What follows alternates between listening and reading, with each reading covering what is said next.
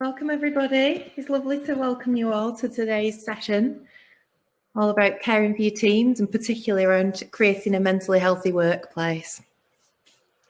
I'm just going to give you a couple of minutes to settle into the session. So if you haven't already done so, get yourself a cuppa and we'll get started in a minute or so, just so that we can help everybody to settle in to the session.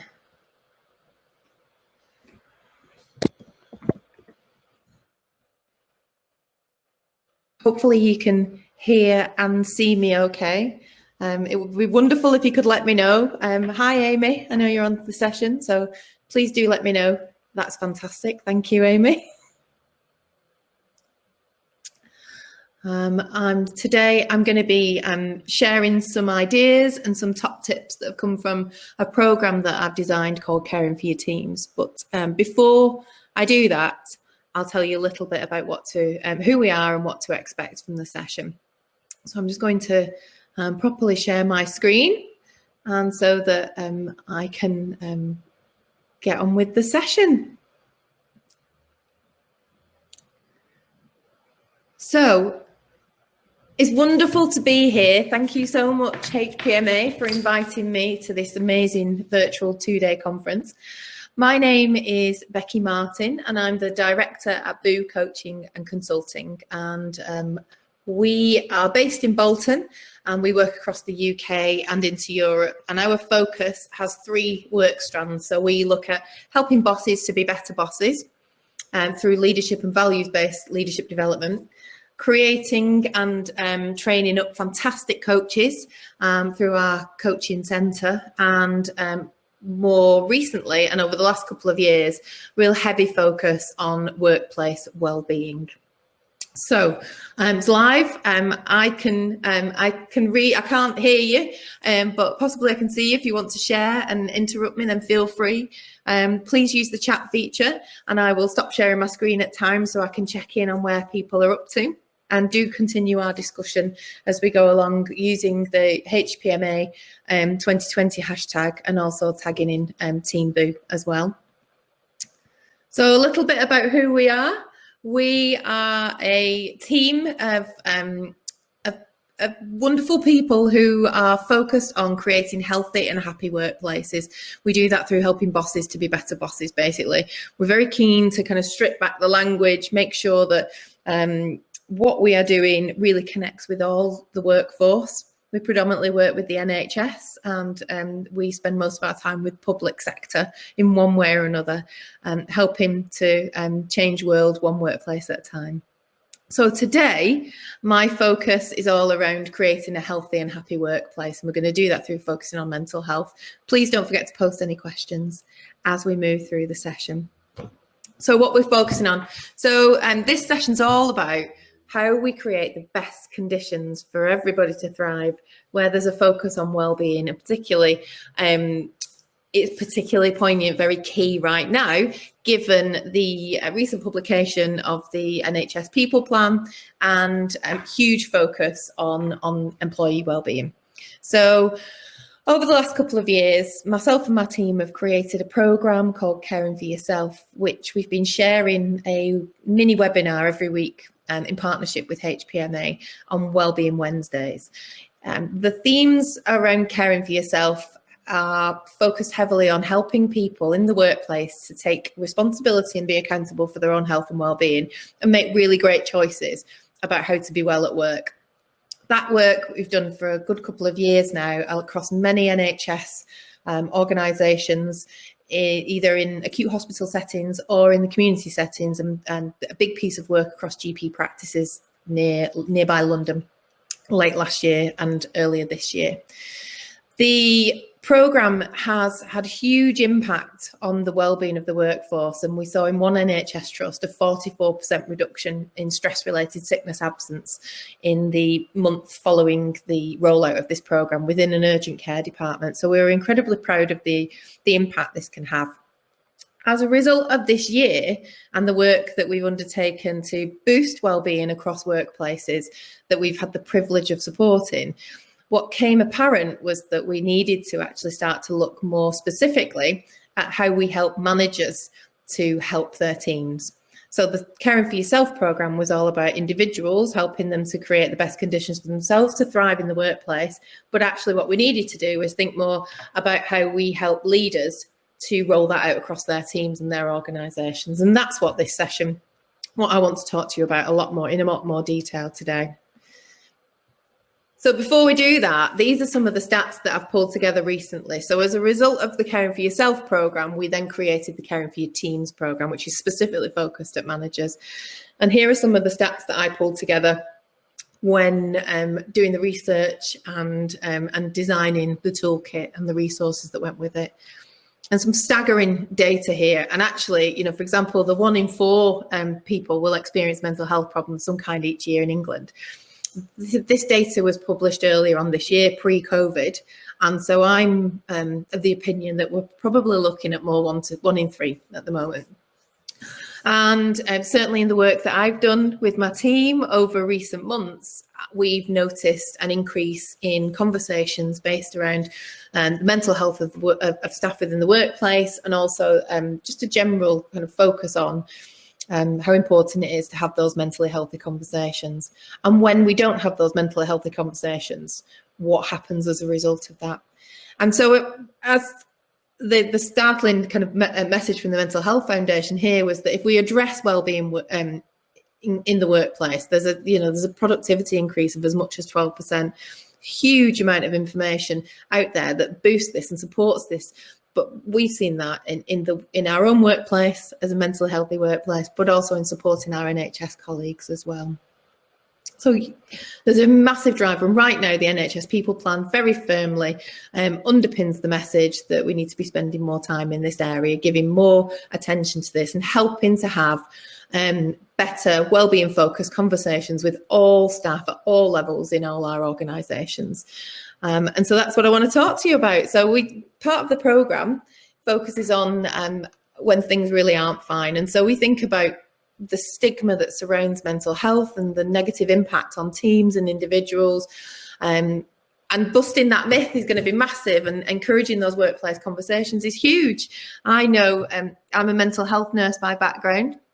I recently rejoined the nursing register on the temporary COVID-19 register. I made a decision to use my skills and experience combined with my coaching skills and experience to support frontline staff to help maintain healthy mental health or kind of boost mental health and well-being on the front line over recent months, and we're continuing to do that now. So it's really important that we have these conversations rather than shy away from the difficult nature of them. And so I want to share with you some top tips and some guidance. I'm going to switch the screens a little bit later on so that I can see if anybody wants to kind of share any ideas.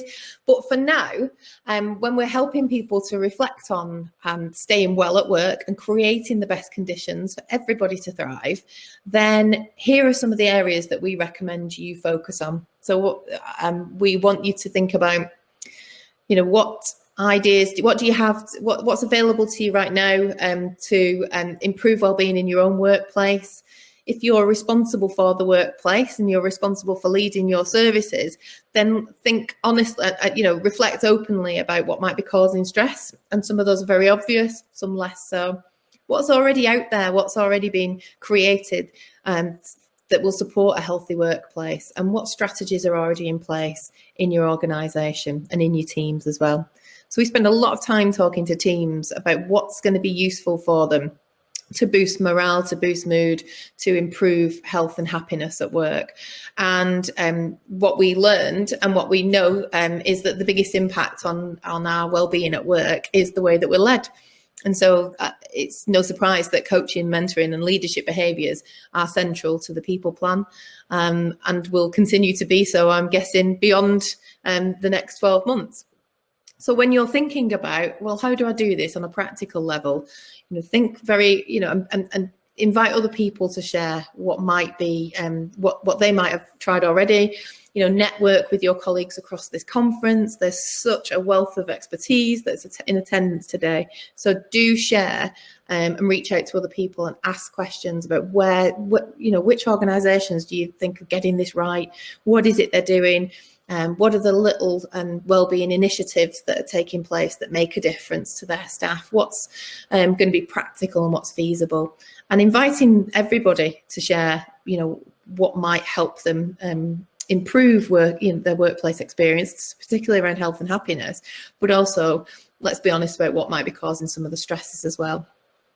So we have a life tree here. So this is a tree that we use in our coaching interventions. This is something that we use on a regular basis to check in with people. So I'm just going to stop sharing and just share my screen and share the PowerPoint slide. So I won't be a second so you can see that. Oh, sorry, doing that wrong. So hopefully you'll be able to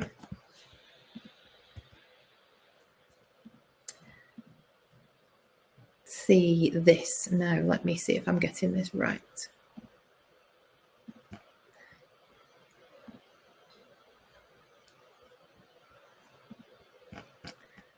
I am sorry about this.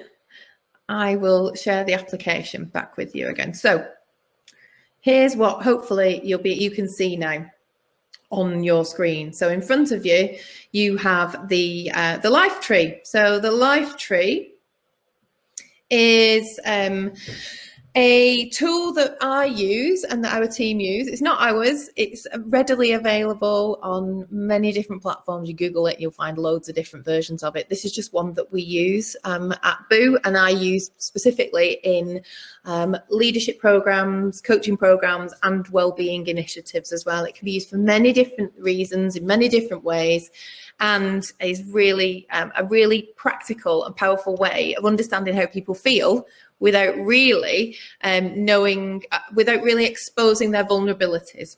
So we can talk about how we're feeling about our day at work, or how we're feeling about our job, or how we're feeling about the week ahead, without having to really go into detail about what's going on for us in terms of our emotions. So I'll give you an example. This is a tree that we print out and we put on the walls in the staff rooms of an acute hospital trust that we're working with. And this is a tool that's used by the team to identify how people are feeling when they arrive at work in the morning, do a little bit of a pit stop in the middle of the day, and a checkout at the end of the day.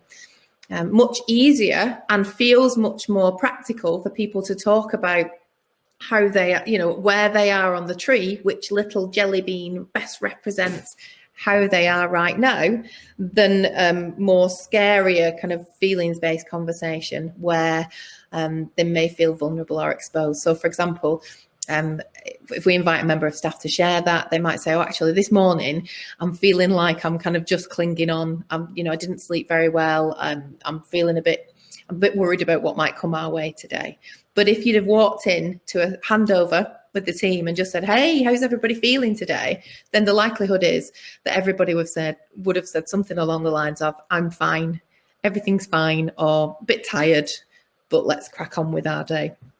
When we use metaphor and imagery in the workplace to explore what's going on for people, it feels a bit safer, but it also means that you get far more information, loads more data about what's really happening for people. Another way of using this is something that I've done I've used it with my daughter to explore how she was feeling about her own well-being.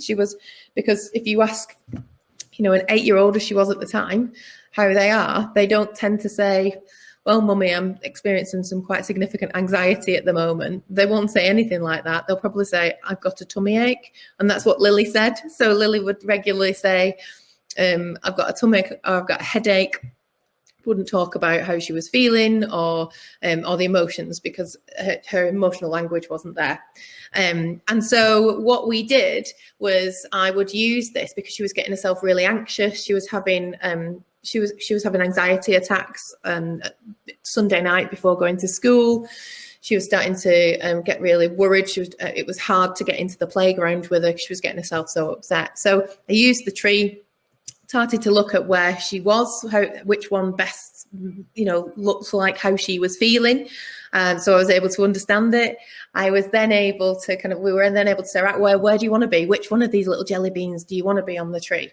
So she would identify that. And we did this for a period of time, along with some mindfulness and lovely activities and exercise, and just doing different things to kind of help her distract herself and kind of reduce her own anxiety.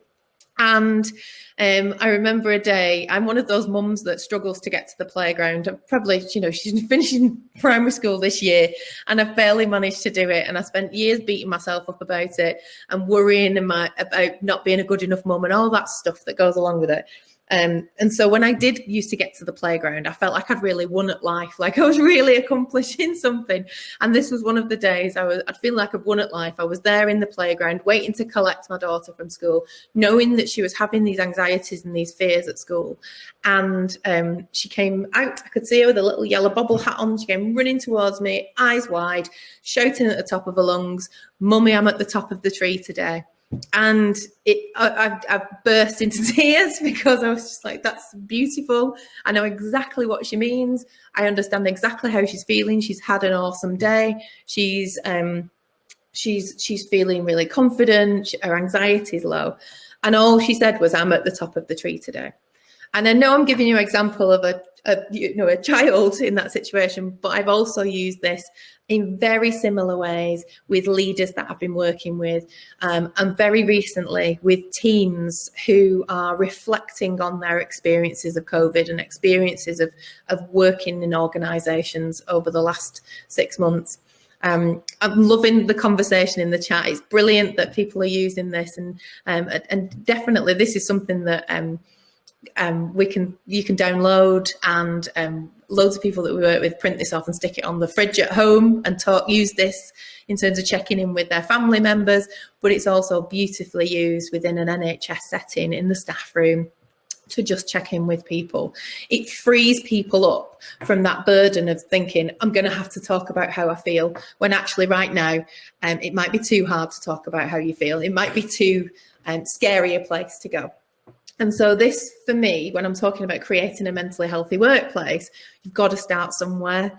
So rather than going in and saying, right, we're now going to be, we're going to pledge the Time to Change pledge, we're going to talk openly about our mental health, we're going to have mental healthy conversations, you've got to create the psychologically safe conditions first. And I think this is one of the simplest ways to do that, by role modeling a healthy conversation that feels safe. So you're basically using metaphor to connect with each other.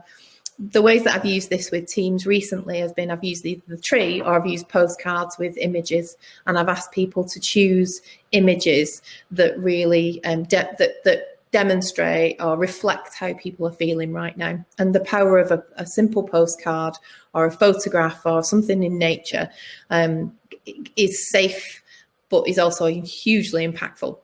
And we've an example is a couple of months ago, I worked with a team who've worked solidly and unrelentingly with passion and commitment to their service, and with chaos all around them, and barely had that chance to check in with each other or talk to each other about how they're feeling, about what they're processing and what's going on for them right now. And I used this tree and some picture postcards as a bit of a check-in to find out how people are and to help them to kind of ease into the virtual session, thinking, probably take about 20 minutes. They know each other really well. This is merely just a nice little gentle entry into the exercise. And actually that part of my session lasted nearly 90 minutes with only 5 people, because they were sharing how they were feeling without feeling exposed and vulnerable. And when we finished that part of the session, people were really surprised, because if I'd just walked in and said, hey, tell me your experience the last 6 months or so, they'd have just said, oh, it was hard.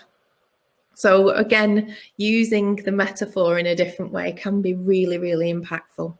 So fantastic that people are using this. It's super simple. It might not be for everybody as well. So we've had chats with people in NHS organisations who've put this up on the board in the staff room, and it's disappeared maybe. And so when people have explored why that might have disappeared or why somebody might have taken it down, because maybe that person who took it down just didn't connect with it, and that's okay. Because the trick here with creating healthy, happy, mentally healthy workplaces is that it's not a one size fits all, that there may be aspects that might be too much for other people, but simple stuff like the tree might work for individuals, might not work for other people. There may be other things that may be required, but if it helps one person in a team who would have ordinarily not shared how they were feeling or not used any kind of check-in method, then that's one person who's sharing what's happening for them and starting the process of having a mentally healthy conversation, exploring how they feel at work. I suppose as leaders, our job is to role model that, to really do what we can to share what's important and kind of share different ways of connecting with each other and naming our feelings words. So I'm glad that you like that. It's a really practical tool, used anywhere. I've used it with patients as well. So we use it in a health and wellbeing coaching program. So we help people to have community-based conversations that help people to take responsibility and ownership for their wellbeing within the community as well. So really powerful, but simple tree. Other things that might work are imagery, going for a walk, using nature, anything that has metaphor attached to it is going to be really practical for you to get thinking about. Very simply, even if the only thing you do after today's session is identify a notice board and put up some wellbeing related resources and start talking about it, then the momentum will build. The creatives within your teams will start to think about how they could enhance what's already there, or kind of change the resources and update the resources as well. So I'm going to move back to sharing my screen with you so that I can talk to you about a few top tips that we've pulled together that I think really matter when we are helping people to think about creating that healthy workplace. So here are the things that over the last certainly couple of years, whilst we've been creating the content around our programs and the amount of coaching conversations with leaders that have come about, and from myself, from running a small business and being an employer who supports the NHS, then these are some of the things that have really stood out for me. And these are kind of the key top tips that I want to share with you. They aren't all of the top tips. So you've got loads, and the people that are with us today and the people that are watching again will have tons of tips and guidance and loads of expertise. These are the ones that we share at Team Boo, and these are the ones that we have pulled together as part of the Caring for Your Teams programme. So obviously, if we're going to create the best conditions for people to thrive, then I'm always going to say it's got to be underpinned by well-being. So in order for us to have a healthy and happy workplace, we have to think about ways of boosting mental health and helping people to be at their best. Now, the NHS People Plan very clearly has tons and tons of outcomes and action points that I'm sure you're all working rapid. As soon as that was published, I'm sure there was a huge amount of work involved in that. And I remember when I read the action points, the publication, what sprung to mind was how can I help make this as practical as possible? So there's a lot of requirements on managers to do to help boost wellbeing at work, which is fantastic, but possibly could feel quite overwhelming. And so we thought about how can we connect this to some of the tools that we use. And so one of the first things we thought of was working with having wellbeing conversations. So this is something that's in the action plan from the NHS People Plan, which is around everybody should have a wellbeing conversation in work, and that's absolutely necessary.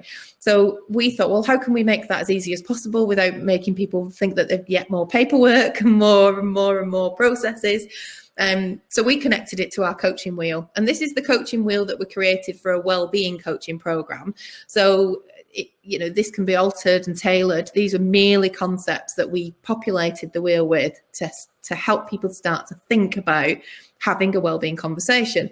So as a manager, your responsibility is to have a wellbeing conversation with your colleagues, to understand what keeps them well, to agree, what happens if they're not okay, what your responsibility is, what their responsibility is, what might be some of the signs that I'm looking out for, and so on.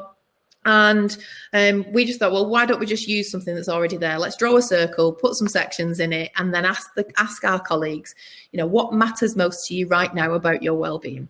And so, for example, if I was filling this in, I would probably say, my sleep is really important to me, or I have in the past had quite significant bouts of very low mood and high anxiety where I've needed to take time off work. I've had a period of burnout. My anxiety levels will boost and will go up if my sleep is challenged, and so on. What else would I tell you about in my wellbeing session? I would share with you that I'm not doing as much exercise as I'd like to do. I'd like to be more active. And when I'm outside in nature being active, and I'm getting better sleep, then I'm genuinely a better person to work with and work for as well. I will probably talk to you, in this wheel, if I was populating it, I would be putting in there stuff around, what keeps me well at work. Well, I enjoy being connected to other people. I like learning and, kind of challenging myself. So I'd like projects, and I'd like to feel valued. And I do need feedback. So in the absence of feedback, my imposter syndrome ramps really high, and I will fill in all the blanks. So if you're my boss, these are the things that I would be sharing with you. Before you go anywhere near this kind of conversation, you have to have rapport with your colleague. You have to know them. So you can't just strike up a wellbeing action planning, a truly effective wellbeing action planning conversation if you don't have a connection with that individual. So your job as the leader, as a manager of a service, if you're having these conversations, is to really get to know and understand what makes people tick. So before you launch straight into a wellbeing conversation, just building that relationship up. So, and I'm using my experience of my own wellbeing and what I would share with you. So, for example, here's a blank one. Same thing. So, if you've done this, then I would invite you to complete it. So, as I said, one of the sections might be around, what are my signs and symptoms of managing my anxiety, my desire to be connected to other people, my need for feedback, frequent and supportive developmental feedback, opportunities to grow and develop, opportunities to get creative, for example, and be active in a way that feels right for me.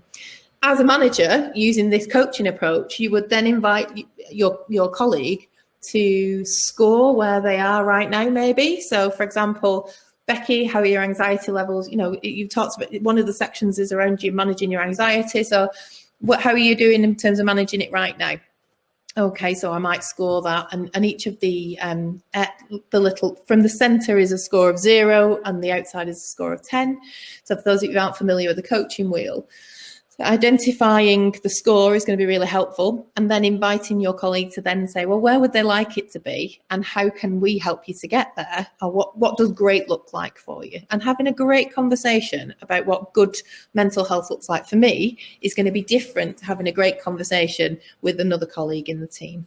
So really getting to know and understanding those signs, those the things that matter most to an individual. So a wellness action plan should not be everybody gets the same set of questions, has the same, same tick boxes.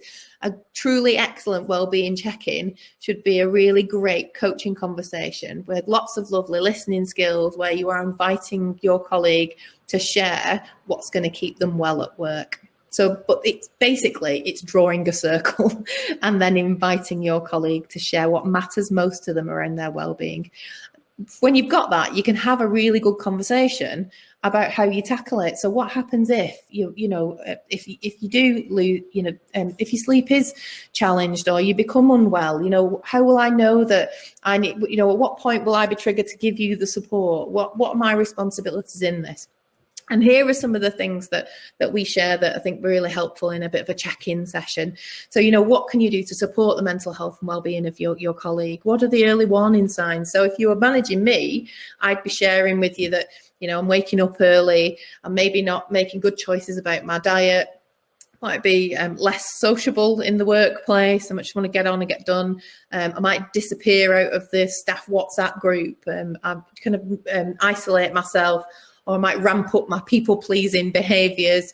I'll certainly get more anxious around whether I'm performing or not. So I might be a bit more demanding in terms of feedback and so on. What are the triggers for poor mental health or stress? So what things might create that for somebody? So what creates those conditions for me is going to be different from what creates it for other people. And ultimately, because this is a coaching conversation, it's about positive steps. It's about staying well. So this is a proactive conversation. I encourage you and urge you to have these conversations after once you know your colleagues, once you've built rapport, have the conversations now. Don't wait till people become unwell. It may be that if you've had this conversation and your colleague has said to you, if I'm off sick or if I become unwell and my mental health is poor, then I give you permission to make contact with me. I want to be, if I don't hear from the workplace, that'll only contribute to my poor mental health. That absence of conversation or that lack of communication or contact is going to be more damaging for me. And I know certainly in the past that has been the case for me. So I felt very much abandoned. And it's not because my boss was abandoning me. It was because they thought, oh, I can't contact Becci because she's off sick. But actually, if I'd have had that wellbeing check-in with my boss, they would have been able to say, actually, she gave me permission to do this. It's documented. We've written it in our action plan. I'm going to send her a little card. It doesn't take much, but these things sometimes will land clumsily if we don't do anything at all. So better to have the proactive conversation because you're more likely to keep people well in doing that as well. So I'm just going to stop sharing and I'm going to see what people think about that so far. So is there any questions so far around what we're talking about, any ideas or things that are happening back in the workplace? Then do put them in the chat so we can keep sharing. So I will go back to my screen and I will go back to kind of sharing with what matters and what we think has been helpful for our colleagues so far. So moving on, if you're going to boost mental health in the workplace, then you've got to create a psychologically safe place for that to happen. Trust doesn't just happen. It's something that is really key as a leader. It takes time to build that up. I would start that process pre-induction if you possibly can, building it into your processes as an organization and sort of into that recruitment cycle as well. So helping colleagues as quickly as possible to connect and feel safe within your team, within the organization, to feel trusted to get on with the job. And that's about flexing your leadership style. Great communication absolutely helps. In the absence of that, as I've said, I will fill in the blanks. I'm sure other people will do too.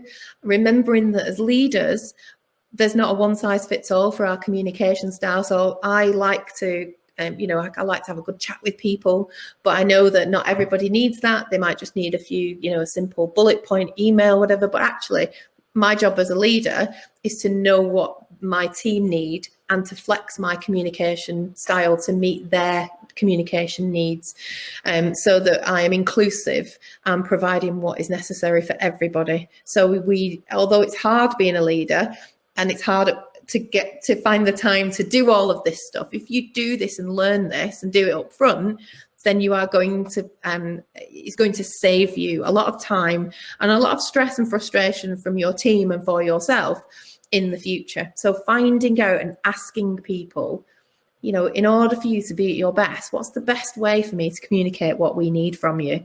How do I best land my messages with you? In an emergency, here's what I'm going to say to you.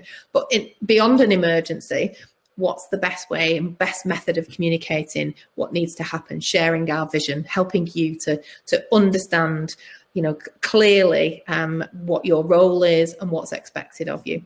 Sometimes we just assume that everybody wants to be communicated with in the same way, and it's really not the case at all. So do ask and invite people to tell you what's going to bring out the best in them. I've talked about this a lot. Your job as a leader is to flex your style to meet the different needs of your team. So and leadership behavior has the biggest impact on workplace well-being.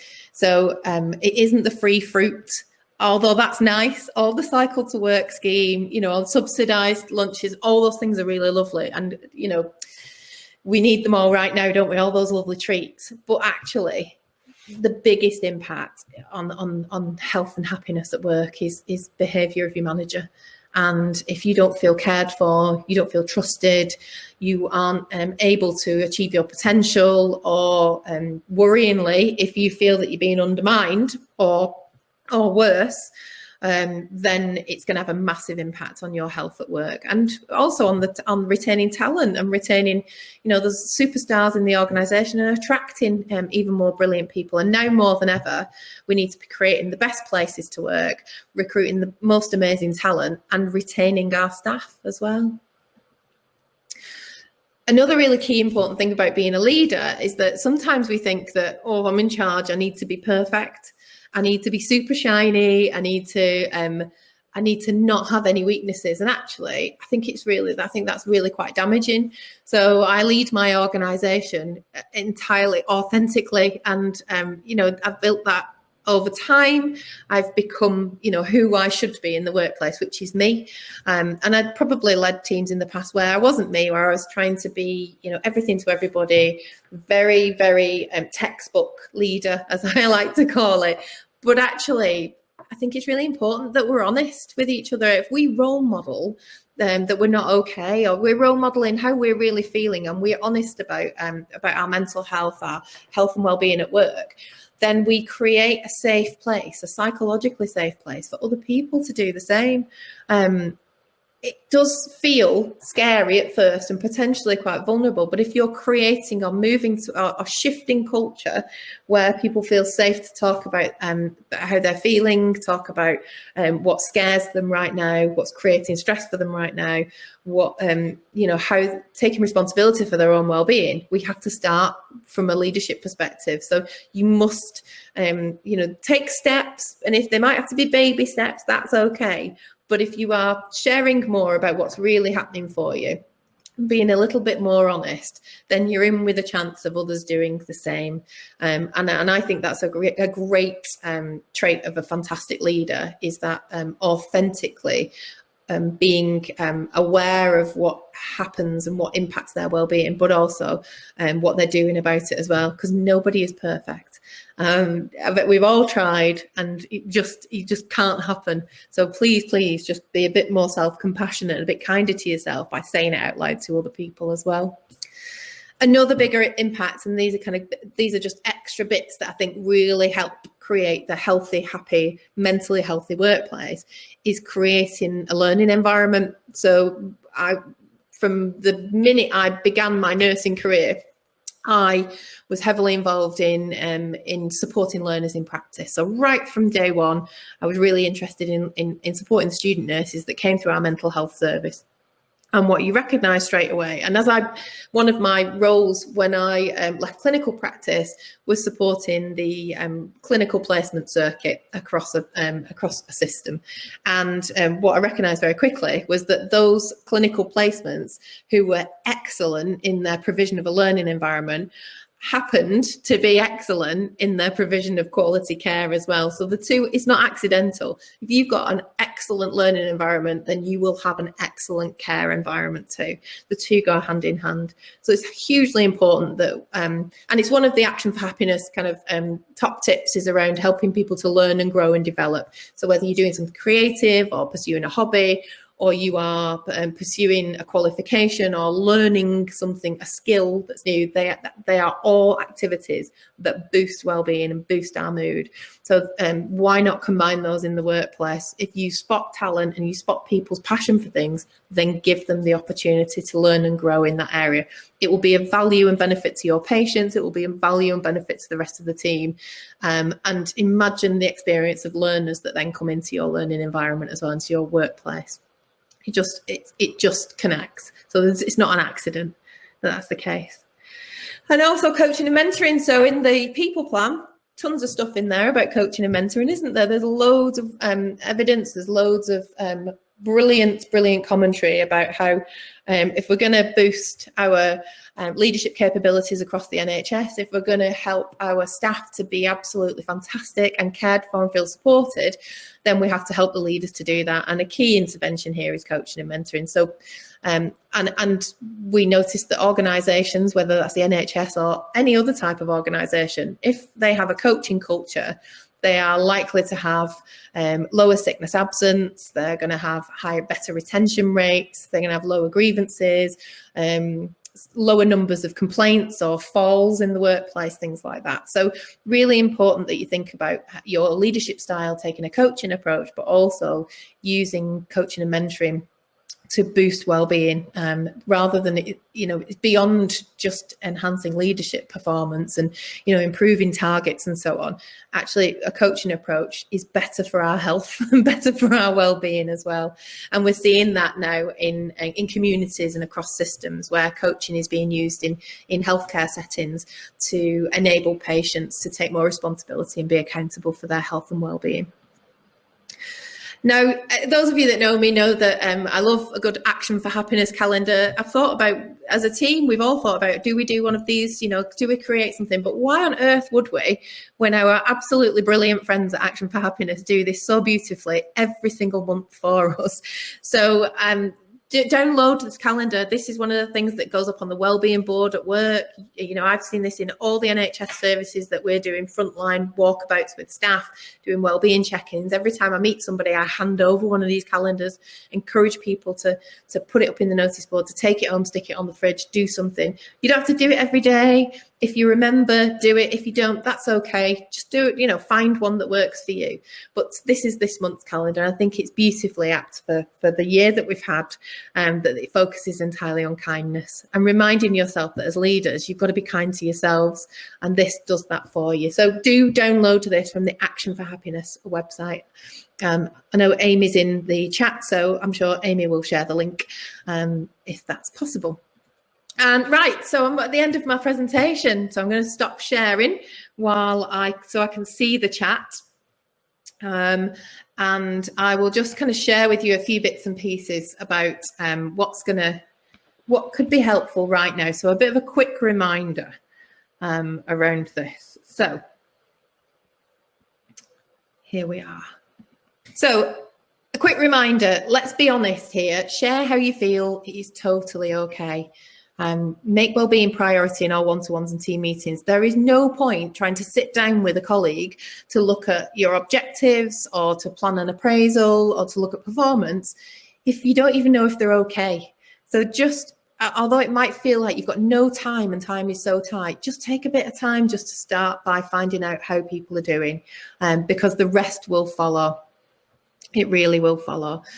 Create some kind of wellbeing space, whether that's a centre. Wouldn't it be amazing if every NHS organisation and supporting organisation had a staff wellbeing space?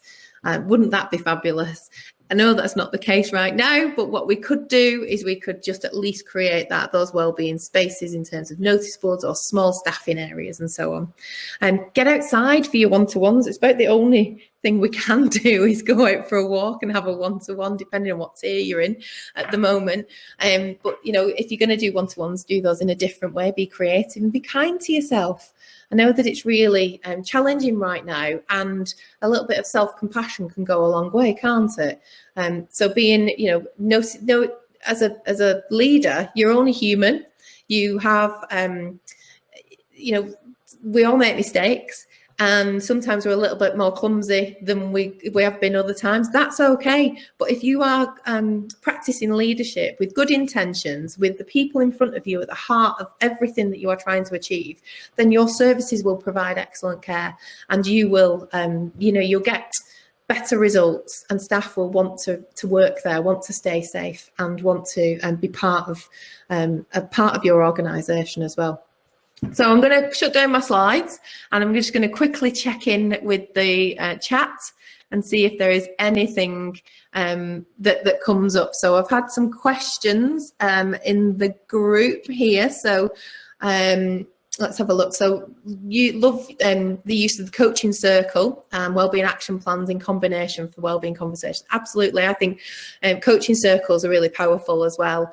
But just having wellbeing, just starting a conversation around wellbeing could just be so fruitful in itself. So I think that's a lovely combination. Jennifer's asking, where do you see the role of more formal coaching as part of the wellbeing agenda? So I can see how coaching approach can be used in one-to-one manager conversations, but interested in a take on coaching for wellbeing. So I think that more formal coaching, I suppose my coaching practice is very much underpinned by wellbeing. So I start every coaching relationship with a check-in around, is this person okay? Are they ready for coaching right now? How are they looking after themselves? What are they bringing? What are they accountable for? How are they taking responsibility for the health and wellbeing? So it's one of the key factors that we focus on. I think in an organisation where you're trying to grow a coaching culture, then you need more formal coaching opportunities that also role model wellbeing. I just think it's fundamental. You can't have I can't do an executive leadership intervention without checking that people are okay first. So I think the two go hand in hand. I don't know if I've answered that really entirely, Jennifer, but please, message me and we'll carry on the conversation, or, carry the chat on in the broader conference chat room as well, and see what other people are doing. I certainly, one of the things that's come out that we're wrapping up the year doing is I've also created a wellbeing coaching program. So we are training up staff in organisations in core skills, so the life tree, the wheel, a few other bits and pieces, so that people can have coaching-based conversations around wellbeing across the work in a more sustainable way. So they're not just lifting and dropping a coaching like me or my team. We're actually helping to train up, teams of coaching or wellbeing coaches to go and have those conversations. So asking more than telling, and helping people to stay accountable and look after themselves. So that's one way that I'm seeing kind of emerge and will probably grow in 2021, which is around the wellbeing coaching at work agenda as well, which connects back the people plan and the wellbeing action plans as well. The going home checklist is not new, but vital. That's something that's used. I think it's brilliant. So what other ways can we practice wellbeing as part of the everyday, not just one-to-one? So we talk about micro renewals. So if you follow the mini webinars that are being published right now and by the HPMA on a weekly basis, each of those webinars, 10 minutes long, shares lots of top tips. And do look out for that, and it's mentioned in the most recent newsletter, I think, as well. So we talk about finding, it's not the grand gestures or the weekend off or the going for a run when you finish work or walking the dog or that glass of wine when you get home. It's actually what you do at work that matters. So teeny tiny acts of self-care and self-compassion throughout the day, like taking 10 deep breaths, maybe enjoying the cup of tea while it's still warm, staying hydrated. When you get 5 minutes, what can you do for self-care in 5 minutes? You could maybe message a friend, you could do a few stretches. And I know sometimes people feel very, very under pressure in the workplace, but small, tiny, tiny acts of self-care are what matter here. So micro renewals are key. I think I've gone over time. So I just want to say thank you so much to everybody that's joined and everybody that's shared comments and asked questions. I exist beyond this session as well, so I'm around and we've got a booth as well here. So Amy and myself are around to meet people in our booth because we're we're in the marketplace. So do come and visit us, and I'll get our contact details and carry on the conversation. But just tiny acts of self-care, please, small acts of self-compassion. Just be honest about your own well-being. Steal, by all means, all the resources that we've shared. Amy's already waving and saying she's here now in the booth, and we can talk to you more about that later. Have a fantastic conference and enjoy the rest of the sessions. Take care, everybody.